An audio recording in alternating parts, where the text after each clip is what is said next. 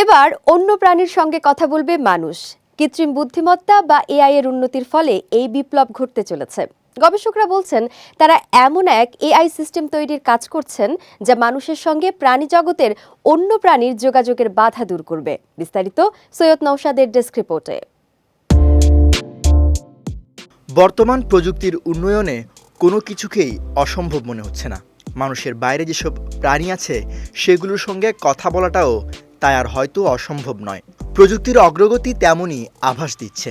জানা গেছে গবেষকরা এমন এক এআই সিস্টেম তৈরি করতে চলেছেন যা মানুষের সঙ্গে প্রাণীজগতের অন্য প্রাণীর যোগাযোগের বাধা দূর করবে। এটি তৈরি করছে দ্য আর্থ স্পিসিস প্রজেক্ট। এই সিস্টেমের নাম নেচার এলএম। এটির ডিজাইন এমনভাবে তৈরি করা হচ্ছে যাতে প্রাণীদের যোগাযোগের সংকেতগুলো পাঠ করা যায়।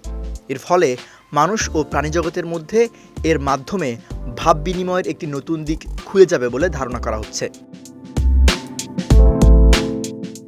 নেচার এলএম এরই মধ্যে প্রাণীজগতের কিছু প্রজাতির ডাক শনাক্ত করতে সক্ষম হয়েছে। এর মাধ্যমে প্রাণীদের শব্দের ধরন বিশ্লেষণ করে জানা যাচ্ছে তারা বিরক্তি প্রকাশ করছে নাকি আনন্দ। এই এআই সিস্টেমে বিভিন্ন প্রাণীর শব্দ, সেগুলোর পার্থক্য এবং মানুষের ভাষা অন্তর্ভুক্তি করা হয়েছে।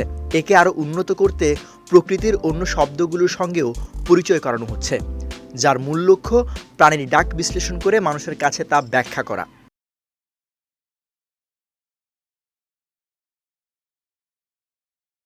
গবেষকদের দাবি, নেচার এলএম এরই মধ্যে বেশ কিছু পাখির ডাক চিনতে শিখেছে এবং তাদের মধ্যে পার্থক্য করতে সক্ষম হয়েছে।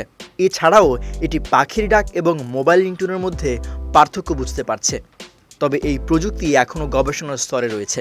গবেষকরা জানিয়েছেন এই এআই মডেলকে আরও কার্যকরী করতে তাদের নানা চ্যালেঞ্জের সম্মুখীন হতে হচ্ছে।